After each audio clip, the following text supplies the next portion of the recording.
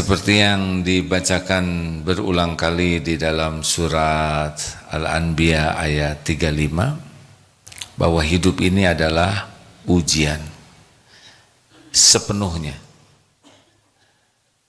Apapun yang terjadi adalah ujian. Kalau gajian sebulan sekali, kalau ujian setiap saat.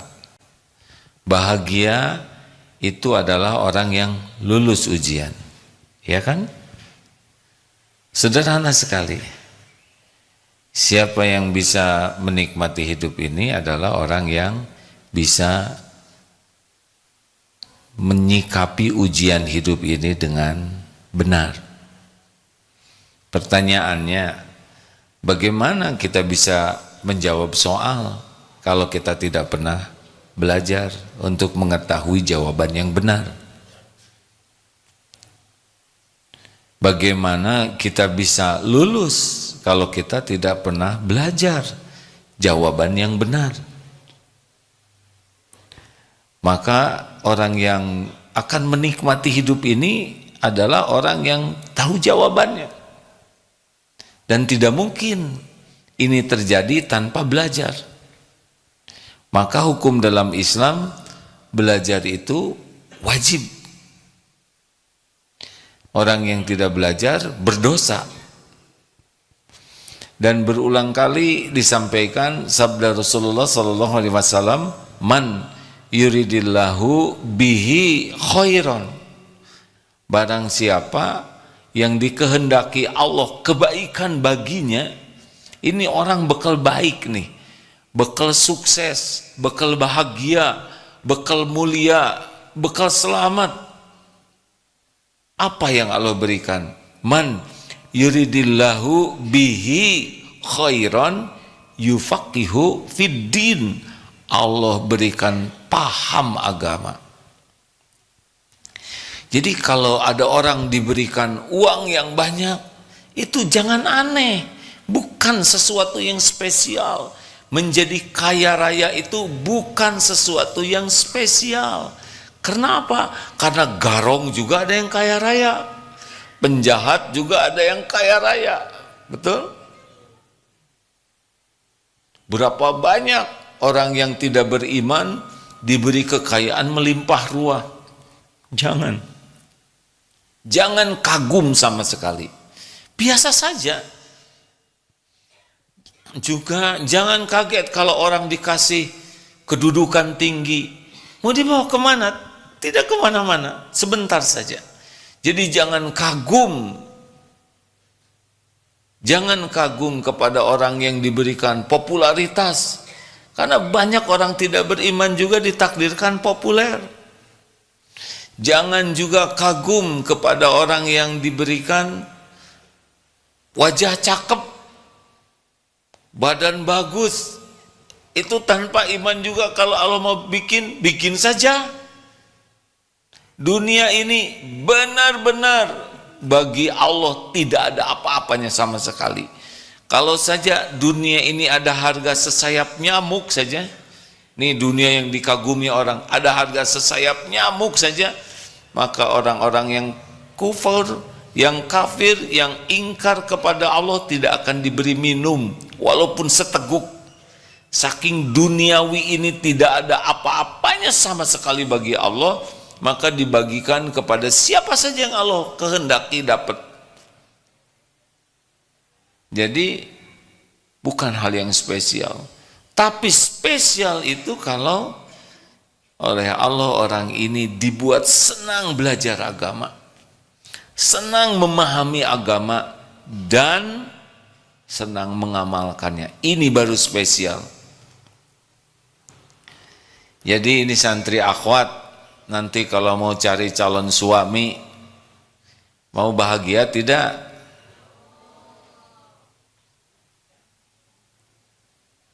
Suami yang baik, cirinya paham agama dan mengamalkannya.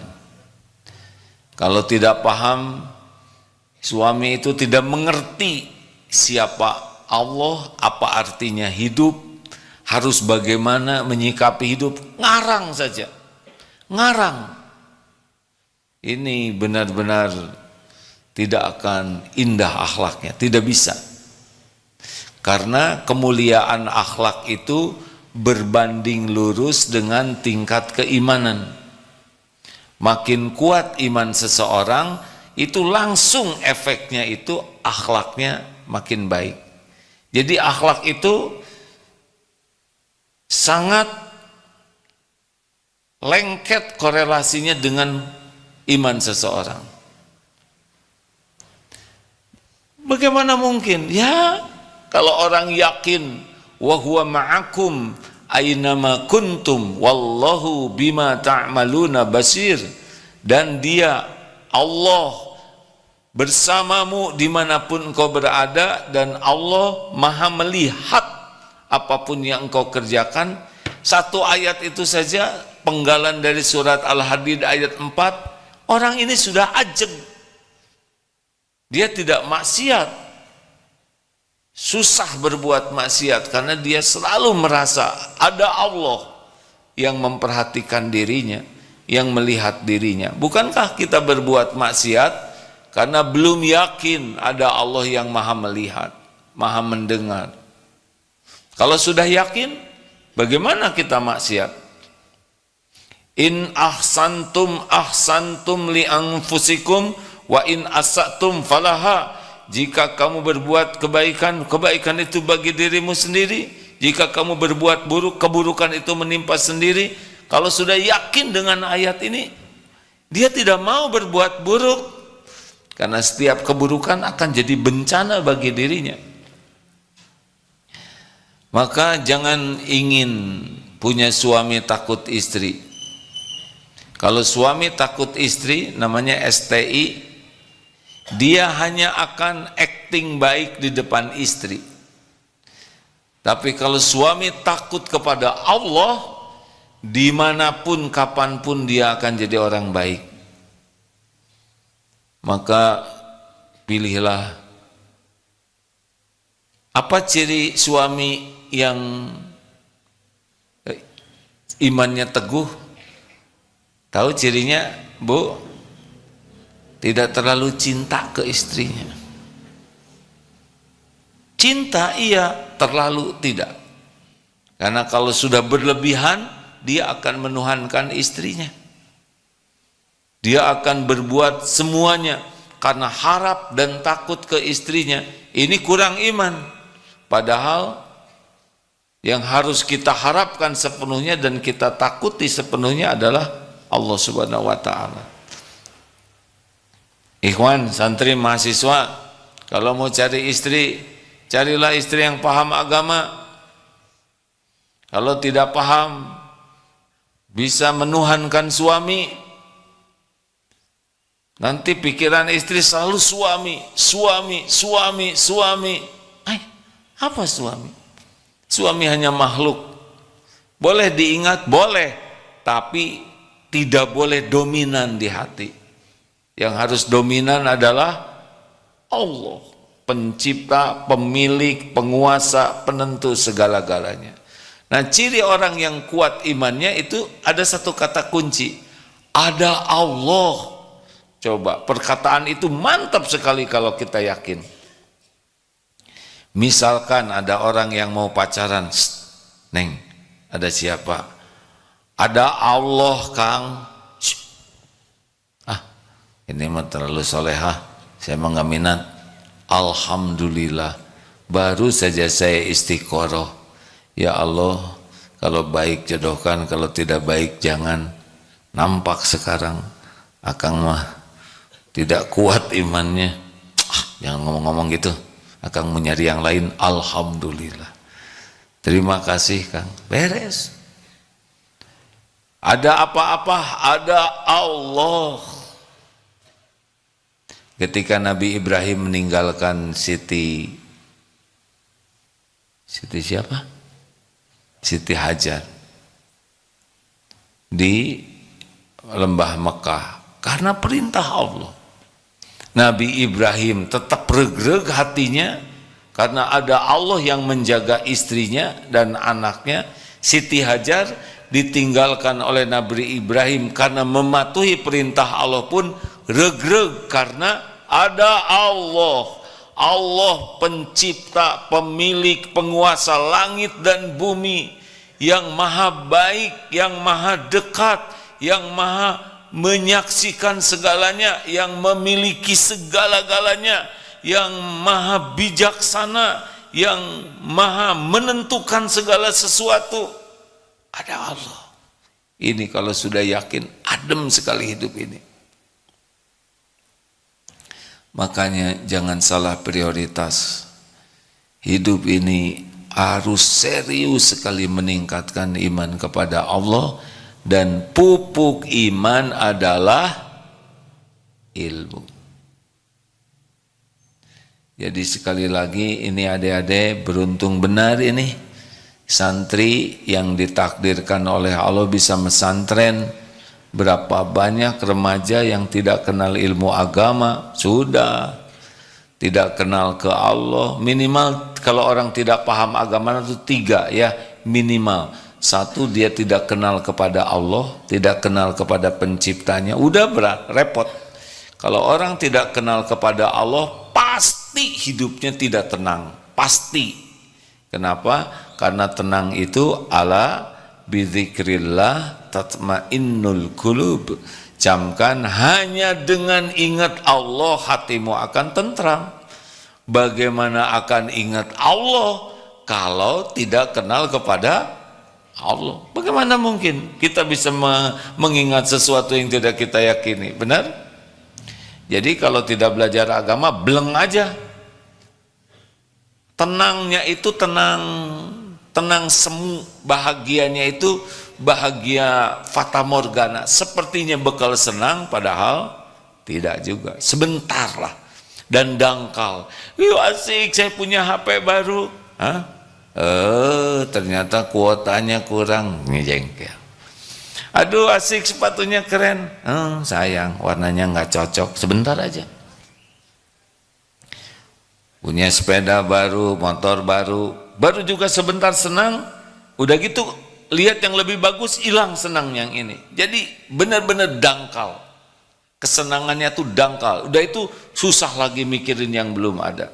Nah, orang tidak belajar agama, dia tidak kenal Allah. Kalau orang tidak kenal Allah, tidak kenal tenang, tidak bisa.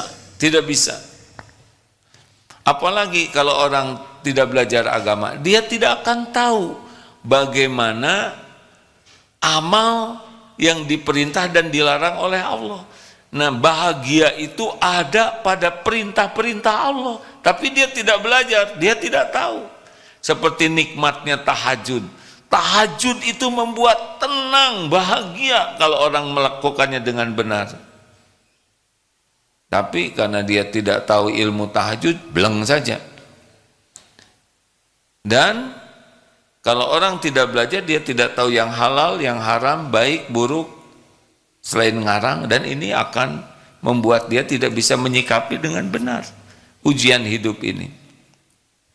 Contoh, kalau ada orang yang berkata jelek, bagaimana jawaban yang benar? Wa idza khatabahumul jahiluna qalu salaman. Dan apabila ada orang yang jahil, wa idza khatabahumul jahiluna qalu salaman. Ketika ada orang yang jahil, orang yang tidak bisa mengendalikan dirinya, siapa saja ini? Bisa teman, bisa istri, bisa suami, bisa orang tua, bisa atasan. Bicaranya tuh jelek, tidak enak. Apa yang harus kita lakukan? Salaman. Bukan salaman begini. Berkatalah yang mengandung keselamatan. Nah, kita sering tidak tahu. Bagaimana kalau ada orang yang bikin gak enak perasaan kita? Biasanya orang marah, dendam, sakit hati. Tapi kalau sudah tahu ilmunya, ingat Ali Imran 134 itu, alladzina yunfikuna fis sarra'i wad dharra wal kadhiminal ghaidh, menahan amarah, wal 'afina 'anil nas, memaafkan orang-orang, wallahu yuhibbul muhsinin, Dan Allah mencintai orang yang berbuat kebaikan. Udah tahu ilmunya, ketika ada soal yang menjengkelkan, tahan amarah, kemudian maafkan dan berbuat baik. Tuh ya, kalau udah ada ilmunya mah lebih ringan hidup ini. Oleh karena itulah belajar agama membuat kita paham apa yang diperintahkan dan apa yang dilarang. Ini yang kedua nih. Dan yang ketiga, kita paham konsekuensi dari pilihan kita. Kalau orang belajar agama, oh iya, kalau saya melakukan kebaikan, maka saya akan ditenangkan, dibahagiakan, saya dapat pahala, saya akan dituntun oleh Allah, saya akan dimudahkan urusan. Wa may yattaqillaha yaj'al lahu makhrajan. Kalau saya patuh ke Allah, bertakwa, Allah akan memberikan jalan keluar dari persoalan hidup saya. Oh, ternyata jalan keluar bukan dari pintar, jalan keluar bukan dari jago, jalan keluar bukan dari hebat, jalan keluar terbaik itu dari takwa. Wa yarzuqhu min haitsu la yahtasib, dan Allah akan memberi rezeki yang tidak diduga-duga. Oh ya, ternyata dalam hidup ini tidak harus selalu terbayangkan, tidak harus selalu terpikir oleh kita sesuatu yang tidak mungkin. Aduh, saya tidak mungkin nih. Tidak ada yang tidak mungkin bagi Allah Subhanahu wa taala. Kalau kita takwa, akan ada jalan keluar yang tidak diduga-duga. Enakan begini? Kan? Waduh, saya emang gak akan kebeli rumah. Kalau Allah mau ngebeliin, dari mana saya bisa umroh haji? Sekarang mahal 30 juta, 40 juta. Kalau Allah ngundang, pasti berangkat itu. Siapa yang mau sama saya? Wajah saya segininya, saya mau orang kecil, kaki juga nomor 35. Emang jodoh tergantung ukuran sepatu. Innama amruhu idza arada syai'an ayyaqula lahu kun fayakun. Enaknya orang-orang yang yakin ke Allah, tidak ada putus asa dalam hidup ini. Orang yang yakin kepada Allah, ketika ditimpa sesuatu, dia ridho. Faman radiya falahu ridho. Menghadapi yang akan datang, kulla yusibana illa ma kataballahu lana huwa maulana wa 'alallahi falyatawakkalul mu'minun. Katakanlah, sekali-kali tidak akan menimpa kepada kami kecuali apa yang Allah tetapkan untuk kami. Dialah maula kami, pelindung kami, dan kepadanya lah. Jadi rekan-rekan sekalian, kalau tahu agama, kita tahu konsekuensinya. Kalau maksiat, apa yang terjadi? Hati akan dibuat galau, kita akan terpenjara takut ketahuan orang, setiap perkataan buruk akan menimpa kepada kita, setiap maksiat akan jadi bencana bagi kita. Apa buktinya? Asy-Syura ayat 30. Wa ma asabakum min musibatin fabima kasabat aydikum wa ya'fu an katsir. Musibah apapun yang menimpa dirimu adalah buah dari perbuatan tanganmu sendiri. Oh, di dunia itu. Nanti dikubur, wah bencana. Mati su'ul khotimah, dikubur tersiksa lama, di akhirat masuk neraka. Nauzubillahi min dzalik. Kalau kita tidak tahu ilmunya, tidak tahu konsekuensinya. Kalau kita tahu ilmunya, ini saya ngomong jelek, pasti kena nih nanti ke saya nih. Ini saya melakukan maksiat, pasti kena nih ke saya nih, besok lusa. Memang begitu. Tidak ada satupun maksiat kecuali Allah menyaksikan, malaikat mencatat, dan akan kembali kepada kita. Wa may ya'mal mithqala dzarratin khairan yarah wa may ya'mal mithqala dzarratin syarran yarah. Jadi tidak meleset. Silakan Ustaz. Quran Surah At-Taubah surat ke-9 ayat 51. A'udzu billahi minasy syaithanir rajim. قل لن يصيبنا إلا ما كتب الله لنا هو مولانا وعلى الله فليتوكل المؤمنون. Katakanlah wahai Nabi Muhammad, tidak akan menimpa kamu melainkan apa yang telah ditetapkan Allah bagi kami. Dialah pelindung kami, dan hanya kepada Allah hendaknya orang-orang bermukmin bertawakal. Ya, terima kasih. Ternyata dari tadi Zoom tidak ada suaranya ini, Pip. Dikontrol tidak? Sudah ada suaranya sekarang? Pentingnya mengontrol, ya. Oh ya, ini yang salah juga dari tadi nih. Ternyata sudah ada pemberitahuan tidak ada suara. Bagaimana sekarang, sudah terdengar tidak Zoom? Mim? Sudah. Begitulah. Ini saya pakai suara saya juga di sini nih, tapi jadi dua suaranya ya.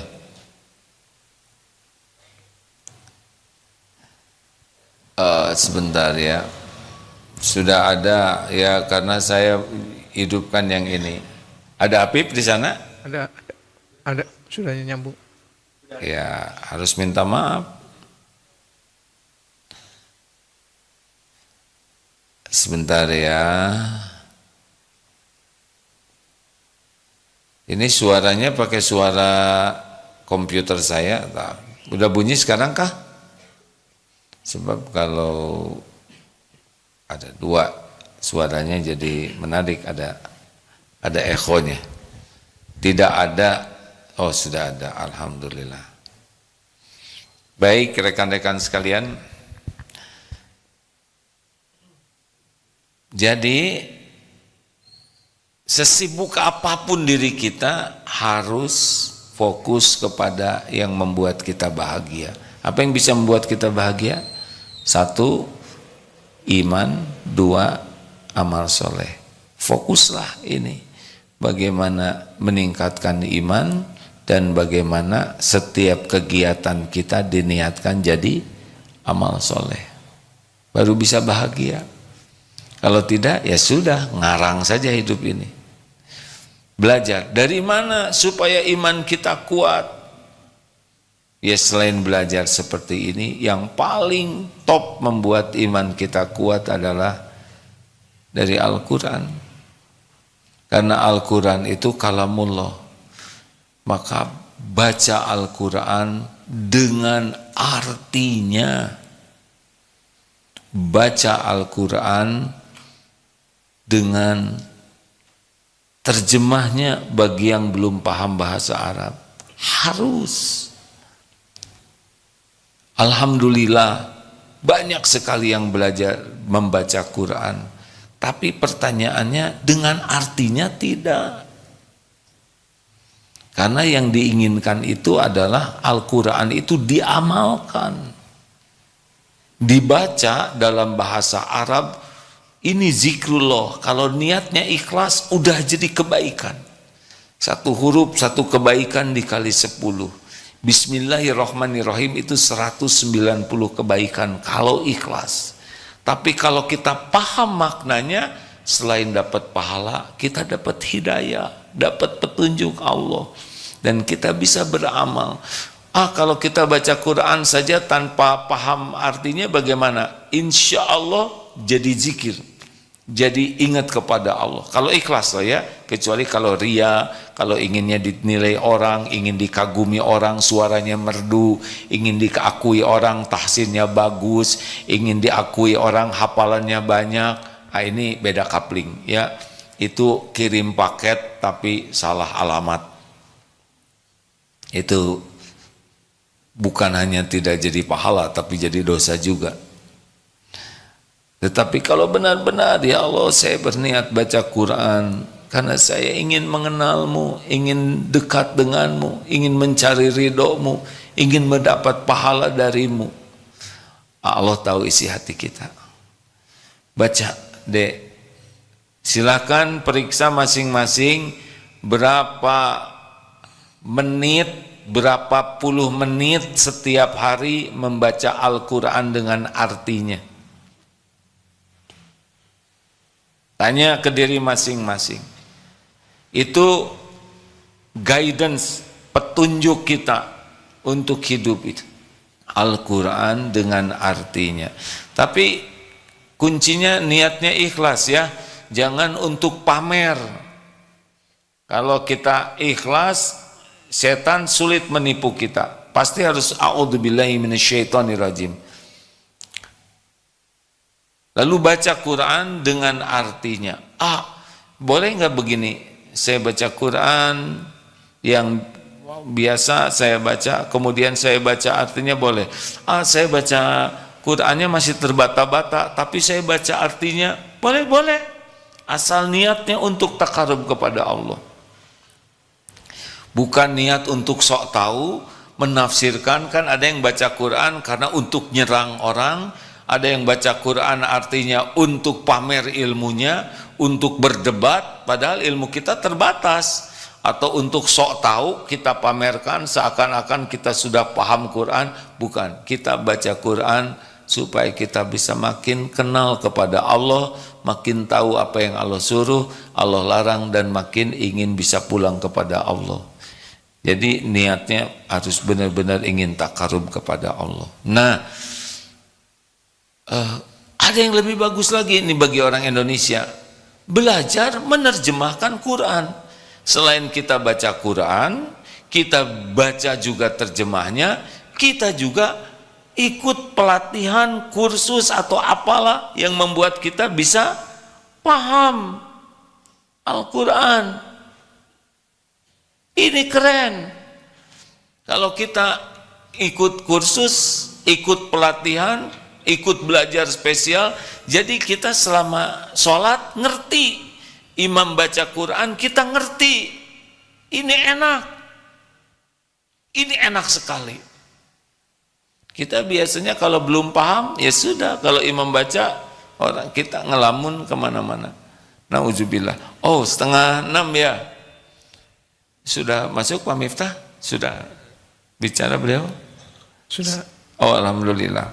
Bagi yang mau menyimak ceramah Pak Kiai Miftah Farid, ada di radio MQ FM 102,7 Bandung. Bagi yang mau di sini ya silakan. Sampai di mana tadi? Baca Quran dengan artinya. Waktunya terbatas, sambil saya belajar saya baca artinya. Tapi Qurannya tetap harus belajar. Kenapa ya? Saya baca Qurannya terbata-bata. Tahu kenapa terbata-bata? Karena jarang. Ya sederhana itu. Kalau rajin nanti dimudahkan oleh Allah. Ayo, berapa banyak kita kursus ikut pelatihan membaca Al-Quran, menerjemahkan Al-Quran. Ayo, ini paling penting di antara semua yang harus kita pelajari adalah belajar untuk memahami Al-Quran. Karena ini petunjuk dari Allah. Bisa bahasa asing ini, bahasa boleh bagus, tapi Quran. Ada effort nggak kita ke sana? Atau kita belajar bahasa Arab, mana yang lebih baik? Bahasa Arab untuk ngobrol, bahasa Arab untuk paham Quran? Jawab hadirin, Kalau tidak hati-hati, saya belajar bahasa Arab untuk pidato, boleh. Tapi kalau enggak paham Quran, pidato itu bisa riya tuh, ujub. Jadi kalau boleh saya menyarankan kalau mau kursus bahasa Arab, yang pertama, bukan tidak boleh yang lainnya, kursus bagaimana bisa belajar memahami Quran. Karena itu yang terpenting, nanti tentu saja bisa memahami hadis-hadis Rasul dengan lebih enak. Kenapa ini dijelaskan berulang-ulang? Karena ini kalau ingin kuat iman itu, kalau ingin kuat iman ya nggak bisa enggak, harus baca Quran. dan mengetahui apa yang disampaikan Rasulullah SAW. Kalau enggak, ya kita nggak bisa lulus ujian ini, stres terus. Waktu hampir habis. Oh, kemarin takziah ke Ustadz Syahroni, semoga Allah memuliakan, mengampuni beliau, menerima amalnya, melapangkan kuburnya. Beliau tanggal 10 Januari ikut umroh sama-sama dengan istrinya di MQ Travel. Semula beliau akan diminta jadi pembimbing ibadah, tapi beliau merasa kurang sehat, lalu beliau memilih, saya mau jadi jamaah saja dengan istri. Berangkat, pulang dari sana agak kurang fit, lalu dengar ada rencana dengan kakak-kakaknya, nanti malam makan sama-sama. Ternyata pada waktu yang direncanakan beliau sudah koma, dan sempat silaturahim menengok beliau, dan kemarin pagi jam 3 wafat. Kemarin ya, 2 hari yang lalu, usia 53 tahun. Ilmunya banyak, kuliah di luar negeri, dakwahnya bagus, menyenangkan, baik orangnya. Wafat usia 53. Tidak diduga sama sekali, ya. Kalau kita tidak tahu ilmunya, udah tidak tahu kapan ajal, jawabannya ngaco, hidupnya capek, stres, mati. Belum selesai itu, mati itu hanya satu babak. Kita harus tanggung jawab di kubur kita, di alam barzah. Dan nanti di yaumul akhir, aduh.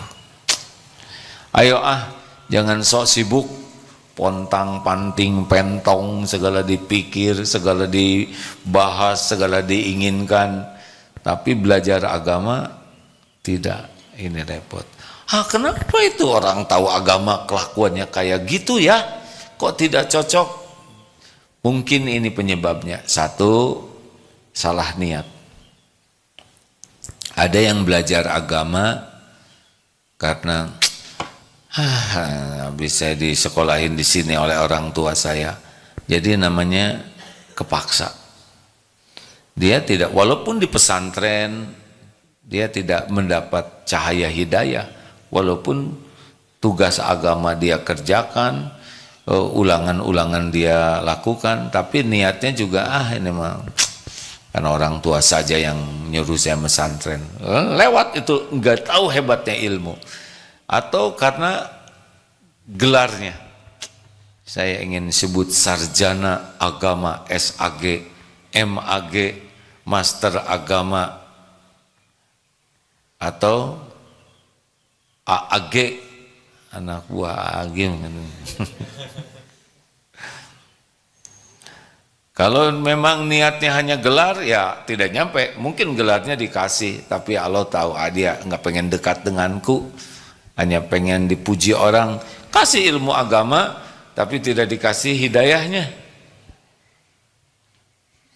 Ada juga yang belajar agama untuk disebut ustadz, kiai, syekh.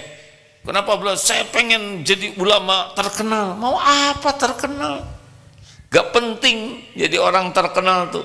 Yang penting tuh diridhoi Allah. Dia pengen terkenal, tapi Allah nggak menakdirkan terkenal, nggak akan terkenal. Terkenal itu terserah Allah sebagai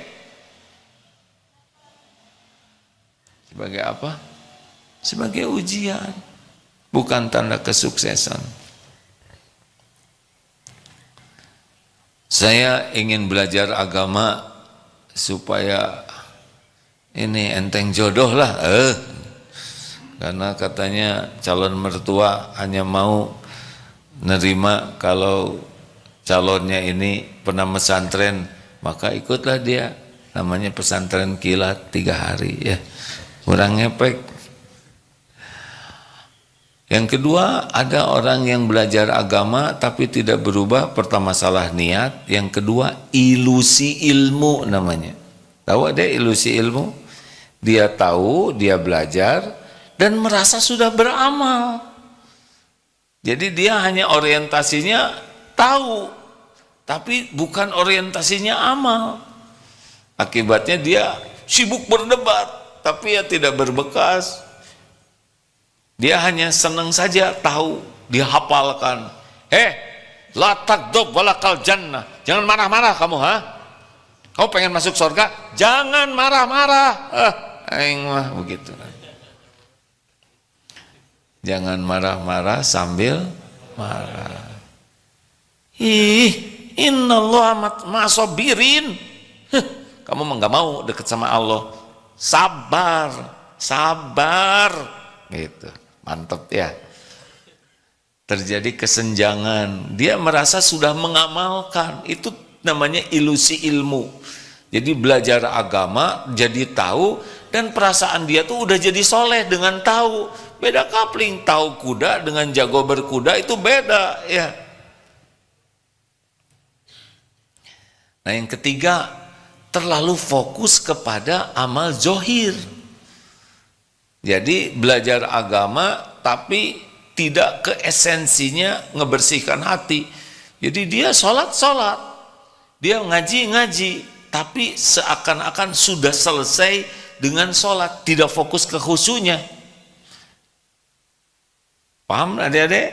Dia ke masjid, dia sholat, dan dia merasa sudah sholat dengan sholat. Padahal yang diinginkan Allah, wa aqimis sholat. Dirikanlah sholat yang khusyuk. Beda antara melakukan sholat dengan mendirikan, menegakkan sholat. Kalau cirinya apa? 6 itu. Ciri orang yang asal sholat itu: 1, berat, beban sholat itu ya. 2, ria, dia senang diketahui orang, dia sholat. 3, suka melambat-lambatkan, ditelat-telatkan sholat itu tanpa alasan yang syar'i. Pengen aja, ada aja alasan duniawi yang melambatkan. Dia lebih mementingkan nafsu duniawi daripada sujud kepada Allah. Yang keempat, cepat. Untuk segala hal dia bisa anteng, untuk hobinya, untuk maksiat. Tapi untuk sholat gesit, ringkes, cepet. Ciri khas tuh orang yang lalai dalam sholat. Yang kelima, sedikit ingat ke Allahnya. Jadi sebagian besar sholatnya sih nggak ada Allahnya, duniawi saja, nafsu saja. Dan yang keenam, malas berjamaah. Ini ciri orang yang fawailul lil musallin alladzina hum an sholatihim sahun. Celaka itu, harus diperbaiki. Nah kenapa begini? Padahal dia tahu ilmu sholat ya, karena dia orientasinya hanya pada dohir. Lalu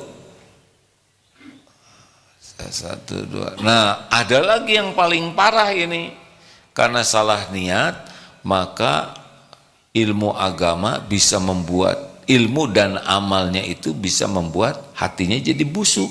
Bagaimana mungkin? Jadi sombong. Saya ini sekian tahun mesantren. Nah ada ciri khas ya kan? Saya lebih tahu dari kamu, saya kuliah di luar negeri tentang ini. Kenapa jadi ujub? Jadi merasa lebih dari yang lain. Ana khairu minhu, saya lebih baik dari dia. Ini iblis juga begitu. Ketika diciptakan Nabi Adam, saya lebih baik dari Adam. Saya diciptakan dari api, Adam diciptakan dari tanah. Gara-gara ujub jadi sombong, jadi dengki. Ada itu orang yang belajar agama dan beribadah tapi hatinya jadi kotor karena dia merasa lebih soleh. Dia bangun tahajud, lihat teman-temannya pada tidur. Ya Allah, saksikanlah, tidak ada yang tahajud selain saya, jangan dibinasakan mereka. Padahal mereka itu baru selesai tahajud, dia baru bangun. Ketika saum Senin Kemis, ya Allah, teman saya nggak ada yang saum, padahal teman-temannya itu saum Daud. Hati-hati, nambah ilmu, nambah amal, jangan sampai nambah busuk hati. Kalau ini yang terjadi maka tidak barokah ilmunya. Nah, itulah yang perlu diingatkan kembali. Semangat belajar ya, tiada hari tanpa belajar. Semangat terus sampai kapan? Sampai akhir hayat. Jangan lepas dari Al-Quran, jangan lepas dari belajar, dan jangan pernah kehilangan semangat untuk mengamalkan. Dapat ilmu sedikit, amalkan. Dapat ilmu senyum, amalkan. Dapat ilmu wudu, amalkan. Dapat ilmu sedekah, amalkan. Nanti Allah yang melihat kita mengamalkan akan mewariskan ilmu lainnya. Jadi penguat iman tidak hanya belajar, tapi mengamalkannya juga. Ya, begitu adik-adik. Kalau pengen lulus dalam hidup mah, hidup cuman sekali, sebentar, belum tentu panjang umur. Belum tentu panjang umur kita ini kan. Belum tentu lama. Ayo, jangan sampai hidup tuh cuman kebagian apesnya. Ingat masa depan stres, ingat masa lalu nyesek, sekarang menderita. Kapan bahagianya kan? Gak bisa hidup bahagia tanpa ilmu agama yang diamalkan. Tidak bisa. Jawaban dari ujian hidup adalah ilmu yang diamalkan dengan ikhlas dan istiqomah. Ada pertanyaan? Silakan. Ya, waduh, silakan deh. Assalamualaikum warahmatullahi wabarakatuh. Waalaikumsalam warahmatullahi wabarakatuh. Insyaallah. Bismillah. Saya ingin bertanya. Jadi selama 1 tahun ini saya meniatkan diri untuk melamar seseorang dan Melamar seseorang. Dan selama 1 tahun ini saya meniatkan diri saya untuk belajar bagaimana apapun tentang pernikahan itu Kak, dan membangun keluarga yang baik.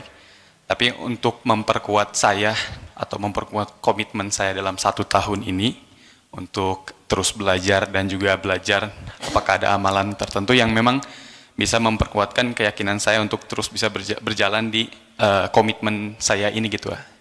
Jadi apa yang harus saya lakukan sebenarnya? Dan pertanyaan satu lagi ya, punten, niat hati saya memang ingin mendekatkan diri kepada keluarga orang tua pasangan, tapi apakah ada batasan yang perlu saya buat untuk ketika saya mendekati atau bersilaturahmi dengan keluarga pasangan tersebut? Siapa yang didekati keluarganya itu, adiknya atau siapa, kakaknya? Orang tuanya, berarti ayah Orang tua, ya hati-hati kalau ke adiknya ya. Baik, terima kasih ya. Assalamualaikum warahmatullahi wabarakatuh. Waalaikumsalam. Mau bergurau nih, tapi takut jadi dosa. Ada kisah yang lucu deh, bukan tentang ade ya, tentang yang pendekatan itu. Ceritakan jangan. Menjerumuskan ini. Ya Allah ampuni ya. Ini hanya menghibur karena ada yang pada ngantuk. Jadi astagfirullahaladzim, yang udah dengar jangan ganggu ya. Ada santri baru ya, perhatikan, berarti belum tahu. Jadi ada deh yang PDKT, beli bunga, udah ketawa duluan, ke tukang bunga. Untuk siapa deh? Ya untuk calon saya. Wah romantis sekali ya, namanya juga ikhtiar. Baru juga keluar, datang lagi ke tukang bunga. Jangan ditiru yang ini ada ya. Beli lagi, untuk siapa lagi ini dek? Untuk adiknya. Kan udah senang kakak, ya jaga-jaga aja. Bisa kakaknya nggak minat ya atau adiknya. Jadi 2 tuh. Keluar, balik lagi. Mau beli lagi dek, ya buat siapa lagi? Ibunya juga baik tuh. Kalau saya datang ke sana suka nyuguhin. Ya buat ibu 3, bawa bunga 3. Akhirnya sampai ke sana tok kasihkan tuh ke calon mempelainya. Oh senang. Adiknya juga sama perempuan, kasih juga. Aduh kakak baik benar, makasih. Ibu, wah. Lagi ngobrol begitu ya. Teng tong bel bunyi sore-sore. Nah dilihat langsung aja berdoa tuh si calon. Doa lama sekali. Nunduk, wah. Sampai si calon yang perempuan itu udah lama sih, aduh kak, saya nggak nyangka kakak ini orangnya religius sekali. Dari tadi doa ini panjang sekali ya. Iya deh, saya juga nggak nyangka ternyata bapak ade itu tukang bunga begitu. Ini tingkat tinggi hadirinnya, tidak semua orang paham. Ya ada yang lambat juga nggak apa-apa ya. Ngerti enggak? Yang nggak ketawa nggak ngerti pasti. Hati-hati ya deh, harus tahu dulu beliau jualan bunga enggak. Ngerti enggak hadirin? Ya udahlah, saya nggak maksa. Dek, udah istiqoroh belum? Belum, sayang ya, takut nggak jadi ya. Ya kalau saya serahkan ke Allah nanti nggak jadi, saya rugi. Istiqoroh dek. Jangan-jangan udah pendekatan, ternyata itu jodoh teman adek, kan kurang enak. Pakai halus segala. Istiqoroh, harus istiqoroh, itu adabnya. Karena suka itu tidak identik dengan jodoh. Yang paling menderita kan mencintai yang bukan jodohnya. Aduh, itu nyesek pisan ya. Dan ternyata jodoh sahabat karib itu lebih perih. Kalau istiqoroh nanti Allah yang menghiburnya. Ada belajar agama juga bukan karena calon ya, tapi calon ini jadi syariat, pemotivasi, tapi bukan karena dia. Nanti kalau karena dia nggak jadi nikah, jadi berhenti belajar agamanya. Hati-hati itu. Dan pendekatan ke orang tuanya belum tentu suka juga sama kita deh. Yang paling penting pendekatan ke Allah. Jadi kalau mau baik tuh baik betulan ya. Jangan sampai baiknya tuh baik supaya orang jadi baik ke kita. Mengerti nggak? Kalau ada baik supaya orang itu baik ke kita, berarti baiknya nggak ikhlas. Jadi baik itu bagaimana? Baik saja. Ngebaikin tuh harus baik betulan. Kan ada orang jualan baik ke pembeli supaya dia beli. Ini nggak ikhlas, nggak jadi amal. Beli nggak beli mah nggak ada masalah. Yang penting baiknya jadi amal soleh. Jadi kalau mau baik sama keluarganya yang wajar-wajar saja. Jangan over ya, jangan berlebihan, jangan sampai. Dan misalkan mau ketemu nggak usah pinjam jaket teman dan sebagainya. Kan ada kejadian dia pinjam jaket ke teman. Pas apel katanya ke sana, kata kakaknya si calon, wih kok itu jaket saya? Rupanya temennya ini pinjam ke kakaknya itu. Jadi balik lagi ke sana. Niru buat pisan. Biasa-biasa aja ya. Ada istiqoroh, ibadah yang bagus, doa ke Allah. Kalau berbuat yang wajar-wajar saja. Karena yang menentukan itu bukan calon mertua, tapi Allah. Walaupun calon mertuanya suka sama ade, tapi Allah tidak menakdirkan, tidak jadi. Ya, lebih baik ade berusaha supaya Allah suka. Gak usah pacaran, ya. Setiap WA dilihat oleh Allah tuh WA-nya. Jangan ada gambar love, nggak usah ya. Jadi menderita nggak deh? Iya. Memang kalau nafsu menampakkan baik yang buruk, tapi pasti rugi. Semoga ada diberikan jodoh terbaik dan semoga bisa nambah ilmu agama benar-benar ikhlas. Ya, bukan karena mau nikah, tapi karena inilah yang harus dilakukan oleh kita. Terima kasih sahabatku sekalian. Ini ada pengumuman dari Dirdik.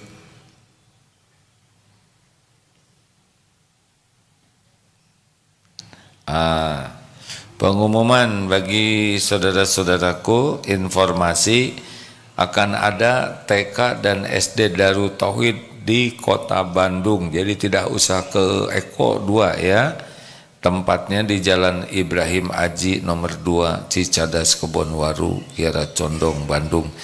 Silakan saja dibuka di www.pppd. Nah, Darut Tauhid lah ya, nanti ada di sana. Insya Allah AA jam 9 ada kajian di TSM. AA bagian jam 10-nya, tapi biasanya sudah banyak sekali yang hadir. Kita kajian di sana. Insya Allah semoga manfaat. Dan yang sekarang ini kalau ada kegiatan pengajian, panitianya semua santri-santri pelajar SMA, SMP, SMK, sehingga yang berkhidmat ke orang tua, kepada jamaah adalah anak-anak santri. Terima kasih semuanya, Masya Allah. Oh iya, terima kasih juga Ibu ini siapa? Ibu Erlina yang ngirim kasreng sebagai hadiah ulang tahun. Alhamdulillah. Saya berusaha merahasiakan ya, tanggal 29 kemarin sudah berkurang setahun lagi. Kalau hitungan Masehi sudah 62 tahun ini. Tidak usah selamat ulang tahunnya, bukan itu yang terpenting, kirimannya ya. Kiriman doa, doa. Dah. Doa apa ya, karena berkurang kan umurnya setahun, ya kan? Jadi jangan dirayakan. Didoakan saja supaya diberi umur yang berkah. Kalau ada yang merayakan, ada tuh, tidak menganjurkan, tapi ada perayaan, bukan perayaan, mengingat sisa umurnya berkurang dengan teman-temannya itu berkumpul dan masing-masing pakai kain kafan. Ini bagus ini hadirin ya. Jadi horor ini. Tapi yang jelas setiap tahun semakin berkurang waktu hidup ini. Apa-apa. Tidak usah takut pulang. Harusnya kita selalu rindu pulang, betul? Di dunia ini mampir. Bukan di sini tempat kita yang sebetulnya. Harusnya kita senang kalau mau pulang, ya kan? Harusnya yang aslinya begitu. Harusnya kematian itu sesuatu yang ditunggu-tunggu, dipersiapkan dengan baik.